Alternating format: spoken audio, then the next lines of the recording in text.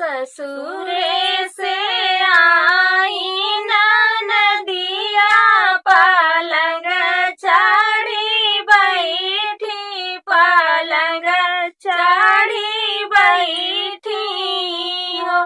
ससुरे से आई नदिया पलंग चढ़ी बैठी पलंग चढ़ी बैठी हो।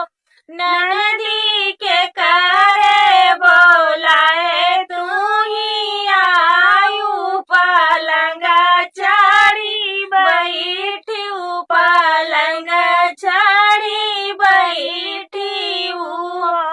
ननदी के करे बोलाए तू ही आयु पलंग चढ़ी बैठी पलंग चढ़ी बैठी हो। अरे गरा भई तीन भाऊजिया बिरह जिनी बोलू बिरह जिनी बोली हो।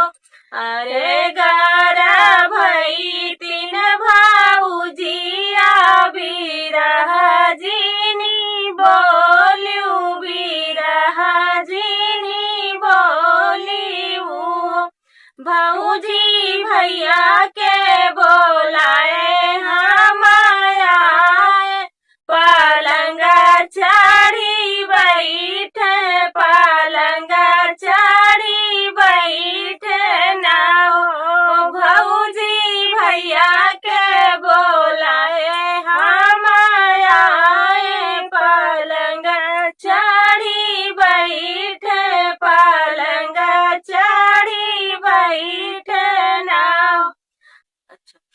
भौजी जब तोरे होई है बिटियावा बिरह बोलिया छुटी है बिरह बोलिया छुटी आई हो।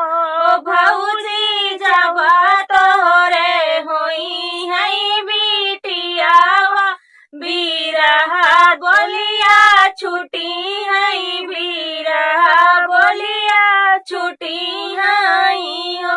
एक ताऊ होई है सहदैया दूसरा महादैया दूसरा महादैया आई हो।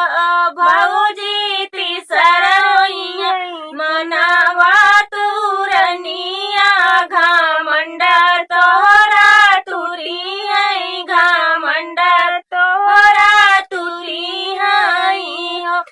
भौजी तीसरा होई है मनाही तुरनी घमंड तोहरा तुरी है घमंड तोहरा तुरी है हो।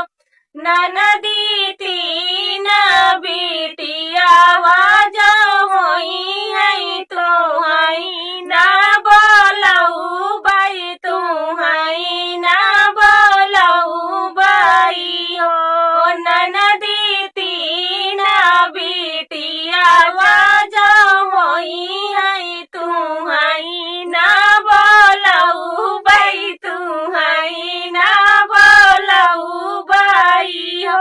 ननदी सहदैया का ब्याह बोला जमागढ़ महादैया सुल्तानापुर महादैया सुल्तानापुर हो। ननदी सहदैया का ब्याह भैया जमागढ़ महादैया सुल्तानापुर महादैया सुल्तानापुर हो। माना तुरानी का ब्याह भैया योधिया तू है ना बोलऊ बई तू है ना बोलऊ बई हो। माना तुरानी का ब्याह भैया योधिया तू है ना बोलऊ बई तू है ना बोलऊ बई